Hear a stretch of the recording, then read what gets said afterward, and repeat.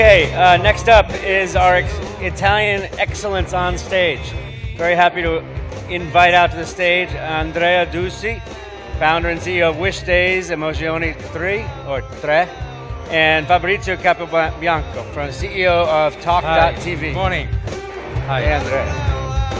Fabrizio. Why don't you guys grab over there, and I'll sit here, and then we'll get going. And I'll take this off. All right, so 25 minutes, a quick chat. Why don't you guys give us 2 or 3 sentences at the most about what you're working on and why? Oh, bye-bye. Oh, you're so polite. Come on, Andrea, go for it. All right. I'm Andrea Dusi. I'm the founder and the CEO of Wish Days. Wish Days is an Italian company established in 2006. And now we do a lot of things. Mainly, we operate in the gift box market, which means we sell on physical retailers, weekends, spa retreats, and so on. Second is about B2B services in terms of incentive and loyalty schemes to corporate clients. And third, we work on the gift market, gift card market, where we created a marketplace, a digital marketplace. I could tell about our company in 2 different ways. Telling about the numbers. So now we are a 45 million Italian company, profitable, no debts. We started with less than 100,000 euro in 2006. But when I talk about our company, what I do like to do is to tell their DNA, which I found out after 8 years working in our business. Which are summarized in 3 words: coffee and teammates, and love and horizons, and then passion in what you do. Why coffee? Because I was a business consultant in 2006. I was working for Arthur De Little, an American company at that time, and I felt like becoming an entrepreneur. So I had an idea, and I asked one of my colleagues, "What about a coffee?" And she looked at me. I didn't really know her very well. And she said, "Okay, I will come with you for a coffee." And then I talked to her, "Listen to me. I'm a bit crazy, you know. But I do have an idea, a business idea. And if you help me in building up the business plan, the market research, you will become my shareholder as well." "All right, I'll do that for you." And the following day, I went to another colleague of mine. He was older because I needed some money. You know, usually when you start a company, you look for family and friends' money. But my friends didn't have money. My family neither. So I asked this older colleague, "Do you want to have a coffee with me?" And he said, "Yes, why not?" And so I had a coffee with him, and I told to him, "I need money for this business idea. Can you help me in raising money?" And this is the way we started up our company. So first the coffee, but actually the way to choose our teammates, because in a startup or in a company, it's important the idea, okay, but also the teammates, the people with who you are going to have your journey. So after this, will you have a coffee with me? Of course. And then is the question of love and horizons, because we started up a company like most startups, and we said, okay, let's have a 2-year target, and let's try to hit the 4 million euro turnover, and then we sell the company. But I don't know if fortunately or unfortunately something happened, because in 2 years' time we were 5 million euro turnover, and it's like when you climb a mountain and you try to get to a peak, you know, of the mountain, and we get there, and we get an offer to sell the company, 2 offers actually. And we were like, okay, look here, it's so nice, the view you can have from the peak of this mountain. The view, the sight is just wonderful. Wouldn't it be great to go even higher and to go to different mountains and to try to climb that mountain as well? And this is actually the way we are acting since then. So every 2 years we say, okay, let's get there, and then we will think about selling a company. But then it's about love. I have 2 babies. Real babies, and I have another one. A couple of sentences. We're doing a big story. I think this is fantastic, but I wanted to get Fabrizio to talk, so finish up. Stop me. I'm stopping you. Finish. Stop yourself. Yeah, just the main issue actually for us was the love. Great. Okay, because... Done. Perfect. Fabrizio. Sorry. I try to stick to the 3 sentences. Whatever you're comfortable with. So I'm the founder of Talk TV. Okay. Talk TV is a company that allows you to talk to your friends while you watch TV. So it's a second screen company. And the idea is that you turn on TV to watch a game. Our main partner today is Juventus. I live in Silicon Valley, so this is probably the first audience that knows what Juventus is, and I don't have to spell it, and what soccer is. And the idea is that if you're a Juventus fan, you can download an app called Juventus Live, and you can use it to call a friend and talk to a friend while you watch a game. And it's actually an audio platform, so you can talk, you can play sounds, you can take a social selfie of yourself and all the friends that are watching the game with you. And the idea behind it is really the disruption of TV and the fact that you can monetize advertising on TV on a second screen. And we think this is going to be a big market. Very cool. So you're both very successful Italian entrepreneurs. One has decided to stay in Italy and build a company, and one has decided to go to Silicon Valley and build a company. Fabrizio, you and I have talked about this at many different events, but I'd love it for the audience. We've got a bunch of entrepreneurs here trying to figure out where they should build their business. And many people want to go to Silicon Valley, but shouldn't. Many people want to go to Silicon Valley and should, or vice versa. So I'd love to hear from both of you. Fabrizio, why don't you start? How do you decide where to build a company? So I started my first company when I was 23 in Italy. It was called Internet Graffiti. It was the first web company. I decided that I would sell websites because I thought the internet was going to be big. And I went around Italy trying to convince... What year was that? 94. Okay. So I'm old. To convince CEOs of large companies that the internet was going to be big. Yeah. And once I got a CEO who said, "You're right, but you're 23. And I cannot do business with someone who's 23. So that was the first hint that maybe I was, in the wrong place. I should move somewhere else. I started another company, moved to the Valley in 99. Been there 15 years. But the company I built, Funambul, before and then Talk TV, where with the US capital and VC money, we raised $40 million for Funambul. But the headquarters is in the Valley, but the development is here. Right. So we try to kind of put the Funambul in English means tightrope walker. So for Talk TV, is it split also? same thing. So it it's works. It Okay, works great. so much. So you're continuing that. That's great. Actually. So you think there's the value of part of the company being here, leveraging the brilliant developers that might also be more available than in Silicon Valley. Absolutely. And then you stay in Silicon Valley and leverage the other networks, the business, the funding. Someone said, if you want to grow tomato, you don't go to Alaska. You go to the place where they grow. Sure. And so Silicon Valley is a great place to start a company, get funding, get partnership, and exit. Got it. But you don't have to have the engineering talent there. Italy, to me, is a better place. Okay, Andrea. So why did you start here in Italy? Easy question, easy answer. Okay. I never thought about going abroad because when we started up in 2006, the startup world environment here in Italy was not that developed. And then, first and secondly, actually because of the love I have and we have for this country. Why moving if you can do the business here? I know we complain about everything, taxation, laws, everything, you know. But we started up our company in Verona, which is my city. I support Hellas Verona, so I would suggest you to do your application for, also my team as well, please, not only Juventus. And, question of love. It's important, not only the results, in our opinion, but as well as the journey. Right. And when we have the coffee now in our office, we do it in front of the Arena of Verona, which is, the Roma Amphitheater. Beautiful. So. Yeah, great. Okay, so the next thing that I frequently ask entrepreneurs, because it's a roller coaster ride from idea to being successful.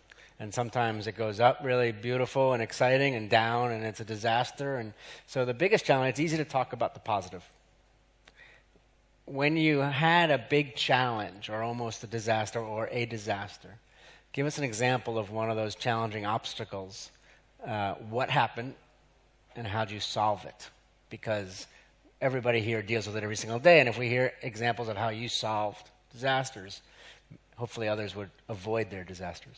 Yeah, so I mean, I have many, so I'll pick one. Yeah, choose one. Choose the scariest, biggest one. One of the things that people don't realize about startups is that you only talk about success, right, and you don't talk about That's failures. Why, exactly. And a life of a startup out of 365 days is 360 of panic, and 5 where you think you made it, and then you realize the next day it's not the case. One case is when I was raising the A round for Funambule.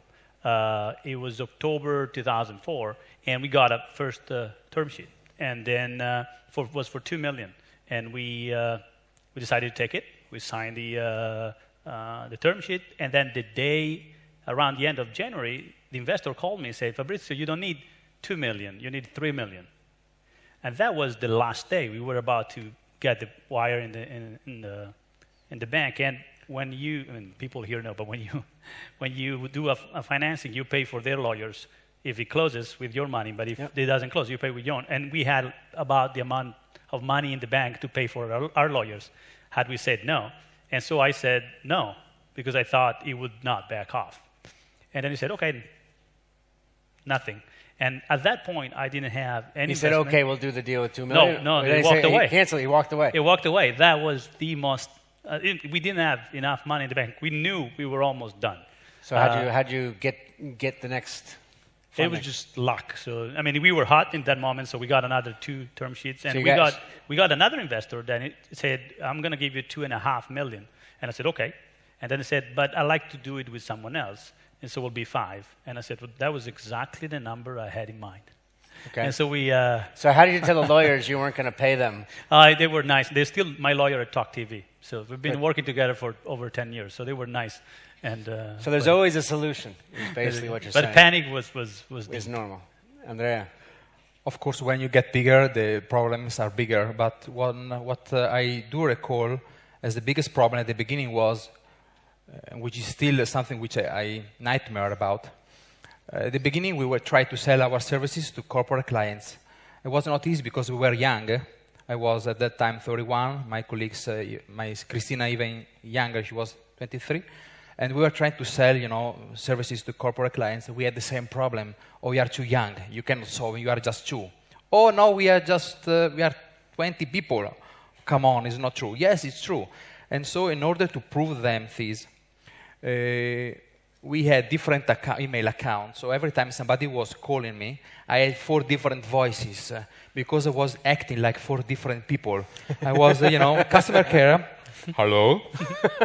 and that was fine. It was nice because sometimes, some friends of mine, corporate clients, at the end they started to work with us, and then they were calling me. Hello. Hi, can I talk with Andrea Dusi? 1 moment, please. And then I was answering, hi, it's Andrea. So it's, at the beginning, the biggest issue was to show our corporate clients the environment, that even if we were young and we loved what we were doing, we were having fun, we had quality inside. That's great. When I had a company, we had 3 people, but we had on the voice, when you call in and ask for support or sales or business development, we had about 10 options, but it all went to 2 people. So 5 went that way and 5 went that way, and it was, it's a perception thing. Okay. We've had several panels here with investors talking about what they're looking for in entrepreneurs. You, for this last company, said you didn't raise a lot of money. 100,000, is that what you said? Okay. And you've raised several different rounds at several different companies. So I'd love to hear from both of you. How did you choose? So even for that 100,000, it was probably challenging choosing which investors you'd like to collaborate with. Obviously, sometimes you can't always choose because you don't have many options. But it sounds like you both have had options. So how would you choose, or how would you suggest to others to choose their investors that are right for them? Yeah, so first thing, don't choose anyone who could change their mind the last minute.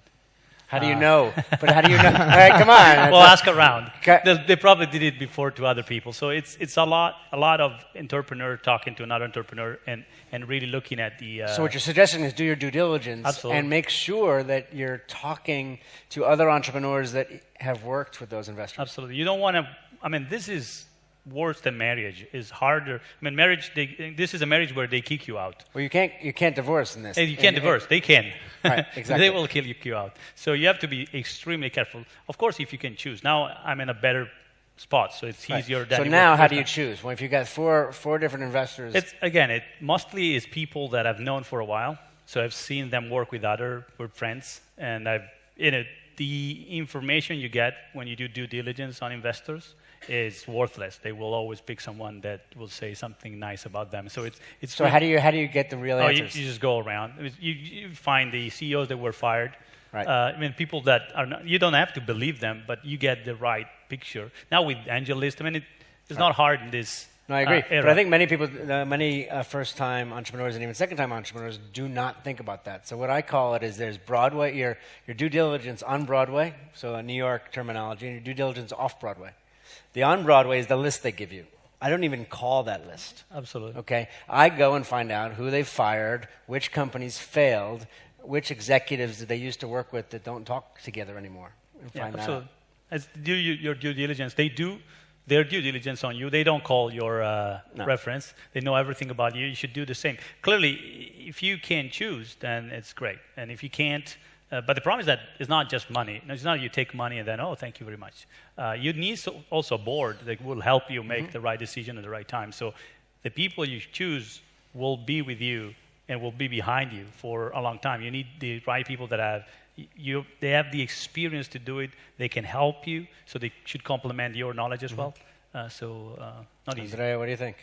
Well, I agree when you said that these people will be in the board with you for a long time. In our situation, it was a little bit different. 100,000 euro was just very few money. And actually, I introduced the company thanks to Simone, to 3 or 4 different people, investors. And I chose that one that I was, with 300 pages of business plan. I was a business consultant. And 400 pages of market research.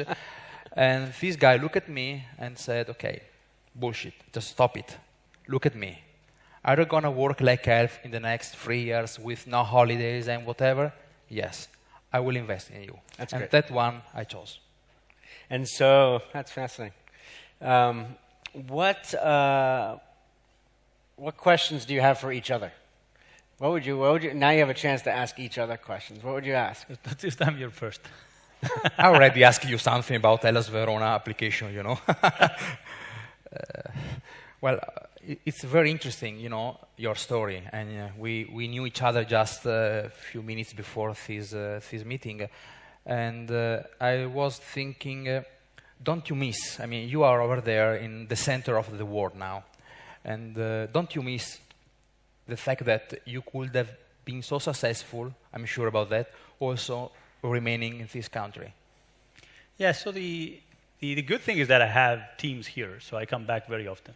And so my daughter speaks Italian. And that saves me also for the food and the great things that we have here. I think the ambition I always had was to make the biggest company on the planet. And so, again, I thought it would be very hard to do it here. I could do it there. Can I do it with the Italians as well? And so can I put the two things together? And I thought I could, and I've done the R&D here. Maybe my 5th company, I'll come back to Italy and do it from here. We'll see. Thank you. So I have, you've been in Italy, and I know how hard it is. And so my question is, how many times do you think about going outside, leaving? See, it's great because these questions coming from me are easy. They're coming from 2 Italians asking each other is harder. That's great. How many times a day? A day, exactly. Right. Well, and why? Well, every time, travel answer now, labor cost, taxation, but it's not only that. Every time we know, why don't we go abroad? Why don't we choose to have our legal offices somewhere else? Mainly because you have a lot of rules here, also on the competitive landscape. And when one of your competitors doesn't respect this rule, even if they are under law, whatever, it is very difficult to have them respected by the legal entities. So this is our main issue. So the main questions are, when we think about going abroad. But then again, it's a question of love. Can you bet, the pleasure to have the coffee in front of the Roman amphitheater in Verona? I agree. So if you can, I would do it from here. I thought it was going to be too hard, and I could put the two together. But well, Andrea, when did you impressed. start this company? What year? 2006. So if you had started your first company in 2006, it might have been a different situation. Well, Funambile, the A round was 2005. So. But when did you go to Silicon Valley? You went to Silicon Valley? 99. So yeah. Funambile, okay. So it was about the same time. But you had already gone to Silicon Valley. What I'm saying is if you were, it was easy. Starting a company. Had a green card. Right, exactly. So if you hadn't done that and you started in 2004 or 5, it might have been different. Absolutely. So people, building companies, people are the most important. The conversation always goes. And so, what are one or two, of the most important things that you filter for when you look for people to invite to join your teams? Yeah, so for me, the reason why I source the people in Italy is that it's not only cost. People think, oh, you're going to Italy because it's going to cost you less. And Silicon Valley is very expensive. The reality is really talent is hard to find in the Valley. So what do you define by talent? Talent is really, looking at engineers, which is, a software company built on, is the ability to develop code that works, that doesn't have bugs in the shorter time possible with good design. That is very scarce. In Silicon Valley, there are very few people that can do it, and they tend to work for someone else. Here they don't work for someone else? Don't they still work for someone else? Here they will work for me. So I found... But before you get them, they're working for somebody else. They were working for them. I can find anybody. I sent a tweet saying, are you the best iOS developer in Italy?